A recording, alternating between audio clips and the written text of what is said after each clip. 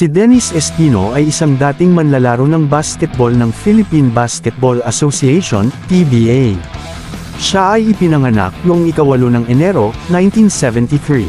Si Espino ay isa sa mga pinakamahusay na manlalaro ng kanyang henerasyon at kinilala bilang isa sa mga pinakamahusay na power forward sa kasaysayan ng PBA.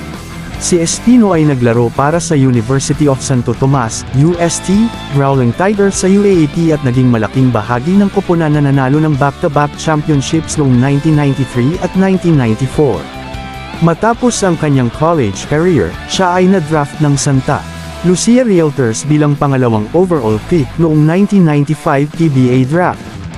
Sa loob ng kanyang 15 taon na karera sa PBA, si Espino ay nagpakita ng kanyang husay at determinasyon sa loob ng court. Siya ay nagwagi ng maraming awards kabilang ang pagiging miyembro ng Mythical First Team at pagkakapanalo